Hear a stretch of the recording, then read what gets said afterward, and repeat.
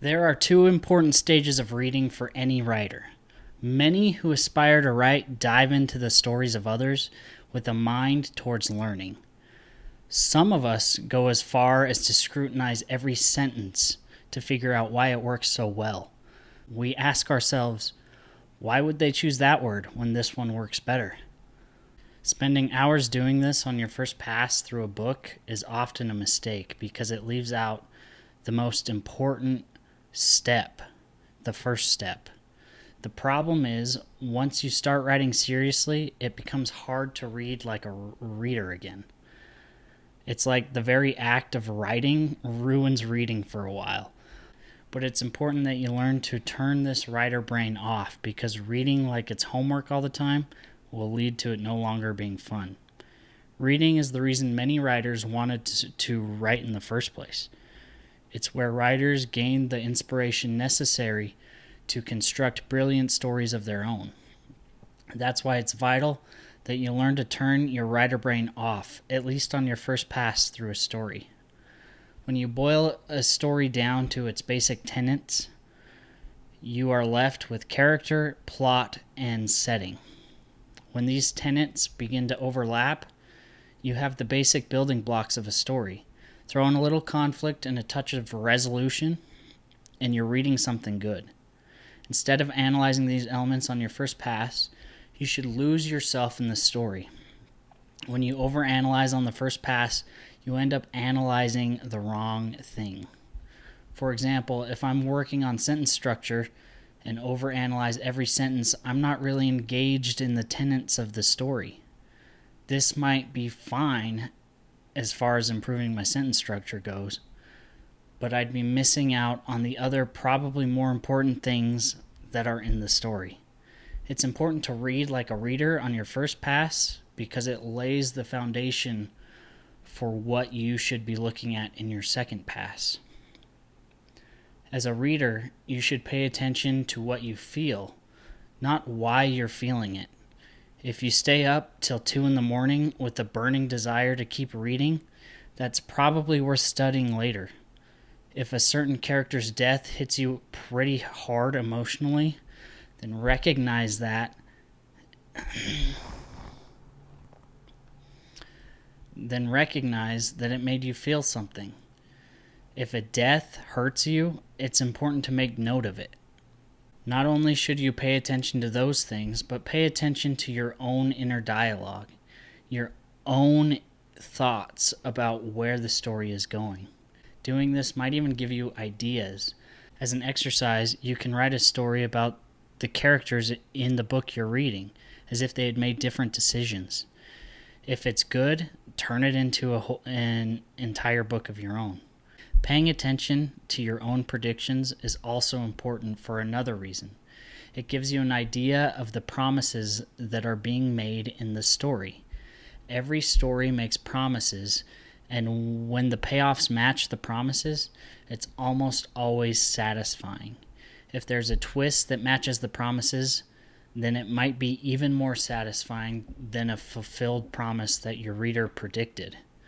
So on your first pass, make predictions as a reader would, and pay attention to how you feel.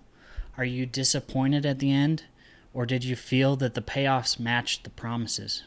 On your second pass, you can figure out how the payoffs matched the promises or didn't.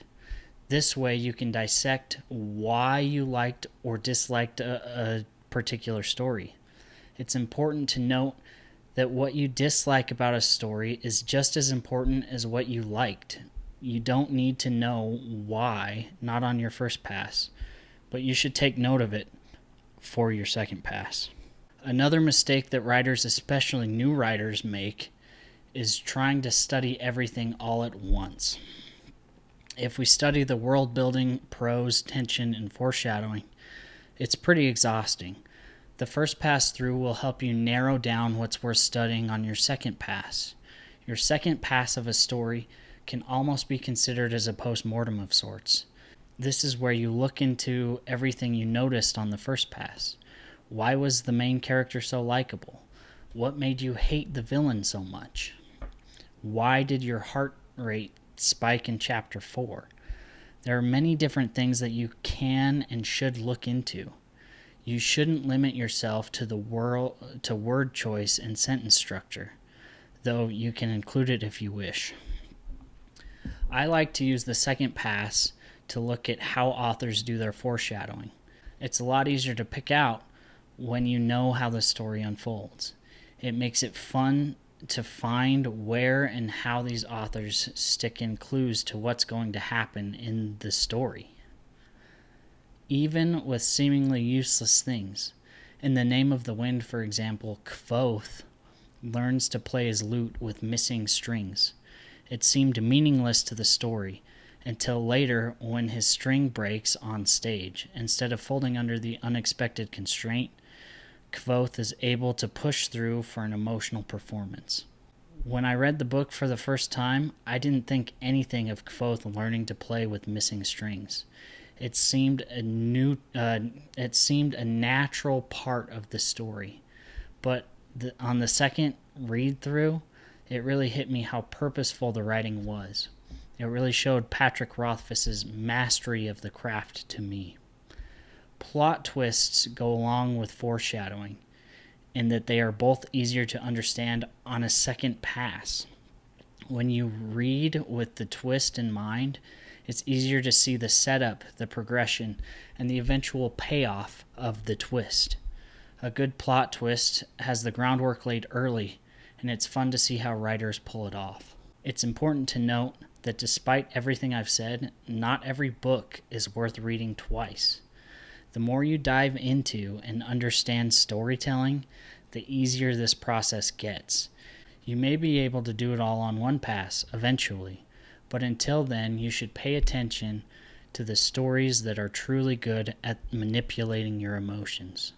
Stories that tug your heartstrings in different directions are worth reading twice. The first pass for your enjoyment, the second pass so that you can understand how the author did it.